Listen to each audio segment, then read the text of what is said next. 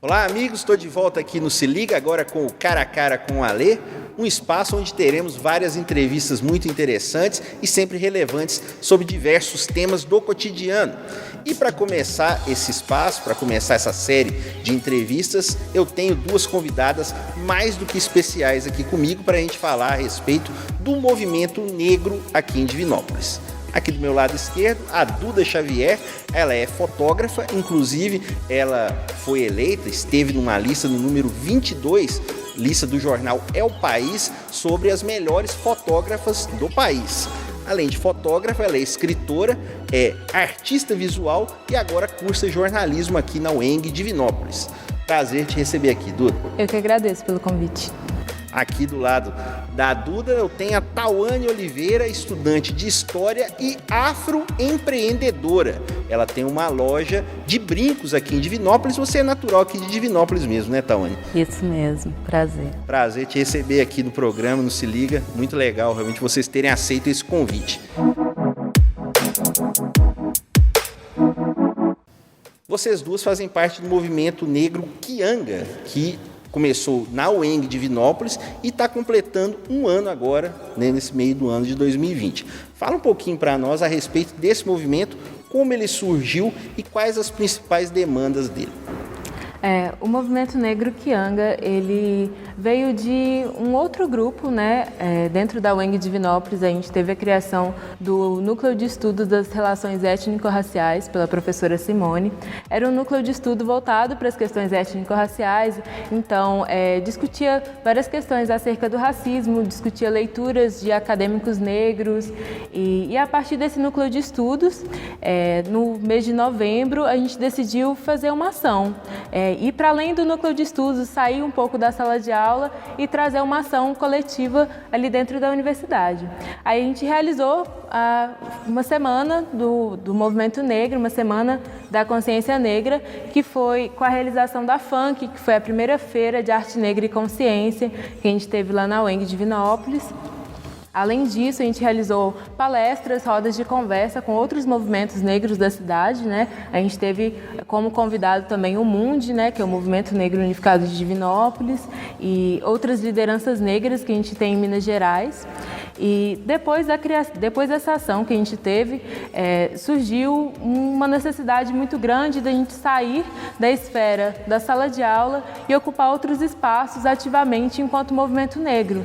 Então daí surgiu a vontade de formar um coletivo. Então a gente veio dessa organização anterior para fundar um coletivo que é o Quianga, hoje em dia. Tawane, você que começou agora fazendo curso de História, como é que você avalia, pelo que você vê, a receptividade da universidade como instituição e também dos outros alunos lá em relação às ações do movimento? Então, em relação à receptividade, a gente tem que lembrar que tem uma grande problemática aí, né? Os espaços acadêmicos em gerais, universidades e escolas, elas são ocupadas majoritariamente por pessoas brancas, né? Então é sempre muito difícil chegar nesses lugares. E aí entra o coletivo e a importância dele, né, do movimento Quianga.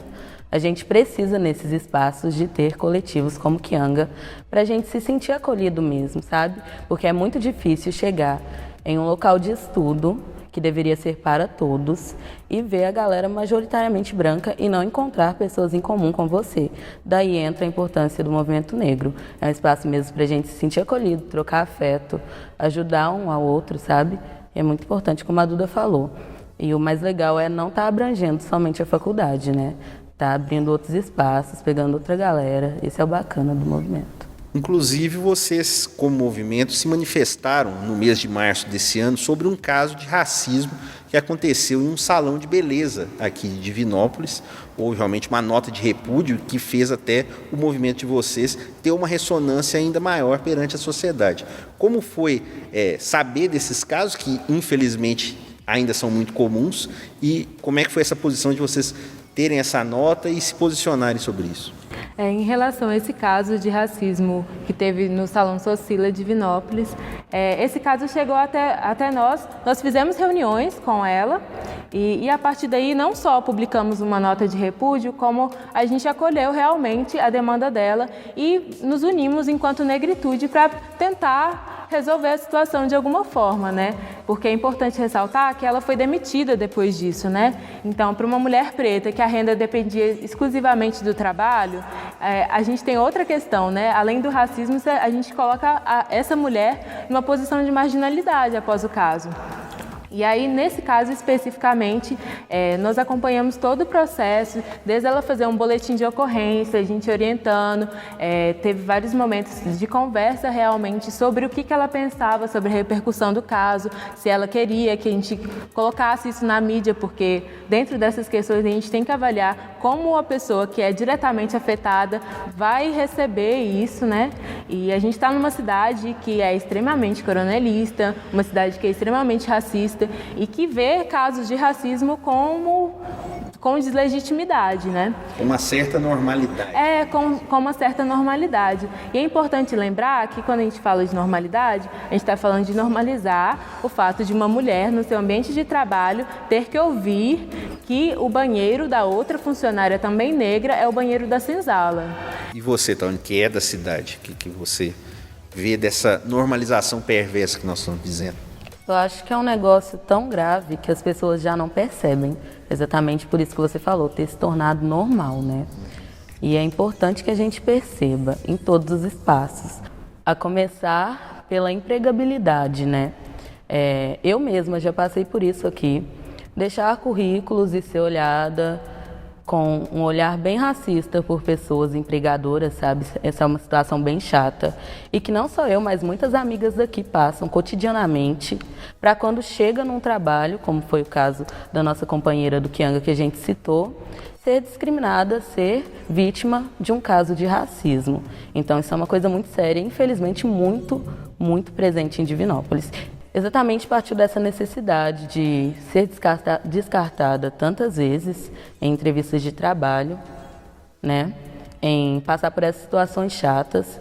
Eu decidi que eu não queria fazer parte de um mercado de trabalho extremamente elitista, extremamente racista. Então eu vi a necessidade de começar a trabalhar para mim mesma. Isso tem sido uma coisa muito boa, porque a minha marca, junto com a Emily, ela tem o intuito de acolher principalmente mulheres, né? E a gente quer passar um pouco de autoestima, ajudar na construção da imagem da mulher mesmo, a partir de uma coisa tão simples que é o nosso brinco, né? Então, o Floriela veio dessa necessidade mesmo de eu não me colocar a essas situações desnecessárias de racismo. Infelizmente, nós falamos muito dessa situação de normalização perversa e agora a gente vive um momento em que aconteceram 2 crimes com muita repercussão midiática. No Rio de Janeiro, dia 18 de maio, o menino João Pedro foi assassinado e também no dia 25 de maio, o George Floyd, lá nos Estados Unidos, na cidade de Minneapolis, também foi assassinado. E vocês realmente do movimento negro, como vem essa situação midiática que precisa acontecer um caso de grande repercussão para que esse assunto, que talvez deveria até ser mais debatido, só ser debatido com essa intensidade depois que acontece casos com essa repercussão maior? Eu acho que é importante lembrar que o racismo não é um sentimento, o racismo não é um momento, o racismo não é um estágio, o racismo é estruturante. E entender o racismo enquanto estruturante é entender que a gente tem um não lugar do negro no Brasil e no mundo, né, no geral. E esse não lugar reduz o negro a um lugar que só existe enquanto ele morre. Então a gente só fala de pessoas negras mortas. Nós falamos de Malcolm X depois que ele morre, a gente fala de Martin Luther King depois que ele morre, a gente fala de Marielle depois que ela morre, a gente fala de João Pedro depois que ele morre. Só que dentro de todas essas coisas, todas essas pessoas que a gente fala, todas essas lideranças negras, existem várias outras pessoas negras que a gente nem sequer fala porque não vai dar ibope, não vai dar visibilidade suficiente e não vai vender uma imagem, porque o capitalismo faz com nossos corpos exatamente aquilo que o sistema colonial faz, vende. E essa imagem ela é vendida. George Floyd é vendido todos os dias na mídia. Será que a mídia não se importa nem um pouco em mostrar todos os dias uma pessoa negra sendo assassinada? Será que é assim que a gente lida com racismo, sendo que não reflete meramente a sua estrutura? Quantas pessoas negras que tem nos espaços, quantas pessoas negras produzem o conteúdo que vai ser gerado? qual é o conteúdo que vai ser gerado por essas pessoas, porque a gente vê refletindo na mídia e na vida no geral esse lugar de violência do preto. Então, assim, a gente falou sobre o assassinato de João Pedro, mas uma semana antes, quando aconteceu o assassinato de João Pedro, a gente não teve a comoção que teve. Até porque a nossa comoção é importada. A nossa comoção, ela só existe quando o preto é o outro. O racismo perto, quando a gente fala do caso aqui de Divinópolis, essa comoção foi para quem? Quem aqui de Divinópolis se importou com a menina que foi demitida? Quem? E quando a gente fala sobre todas essas coisas, a gente tem que lembrar que o racismo ele atua em diversas esferas. Se ele não mata o seu corpo, ele mata a sua mente. Então, quando pretos chegaram aqui sendo escravizados de África, a gente tem que entender que aqui tiraram o nosso nome, tiraram a nossa terra, tiraram a nossa língua, tiraram a nossa cultura e, por fim, tiraram o nosso corpo. Então, o assassinato ele é epistemológico também. O assassinato é do conhecimento que é produzido. É criado todos os dias a ideia de que o preto é feito para morrer. Então, se a gente não entende isso enquanto uma estrutura, a gente vai achar que é só um momento e que depois dessa quarentena vai passar. Então, a partir disso, a gente tem que trazer reflexões estruturantes e agir em estruturas. Um ganho muito grande que foi todas as manifestações em Minneapolis foi a reorganização da polícia da cidade. Porque dentro das estruturas do racismo, a polícia está frente a frente com o corpo preto. E as balas perdidas a gente sabe onde vai parar. Então, ali a gente teve uma reorganização estrutural. Mas dentro do Brasil, o que a gente está fazendo para mudar as estruturas? Será que a gente vai continuar vendo o preto da mesma forma? Será que o não lugar do preto sempre vai ser um lugar de morte? Então, a partir disso, a gente tem que pensar realmente o que é ser antirracista, né? Foi um tema de uma live que a gente fez, que a Tawane estava, acho que ela pode falar mais sobre isso, mas a partir do momento, por exemplo, em que Damares, ministra da Mulher do nosso país, fala durante uma reunião de ministério que, nossas crianças estão crescendo nos quilombos. A gente entende que a disputa do quilombo nunca foi só pela terra, foi sobre as ideias que estão passando ali.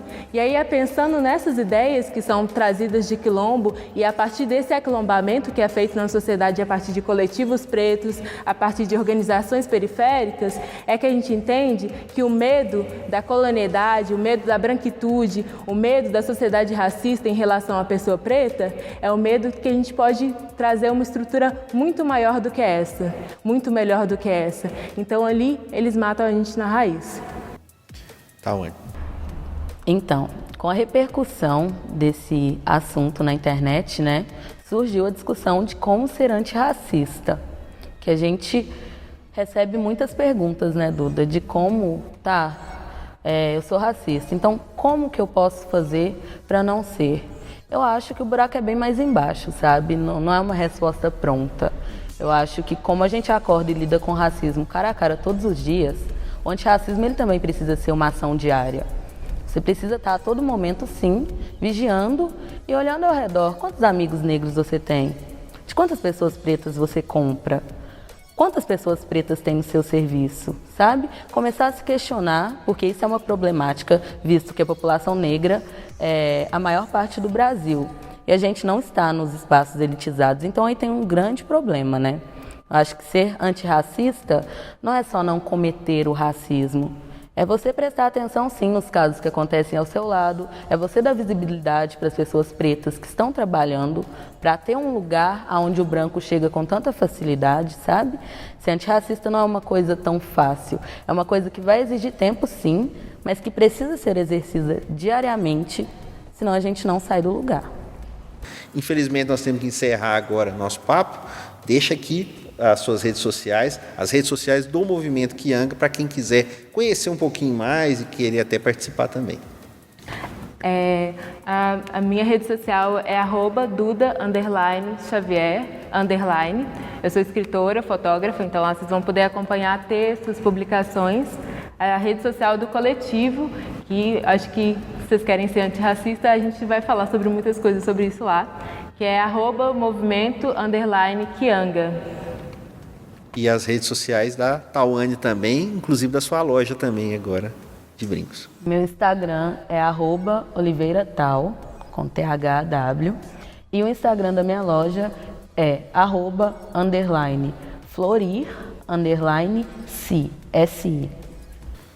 Agradeço muito a presença de vocês. Espero que a gente possa ter outras oportunidades de conversar sobre o movimento e também de diversos assuntos.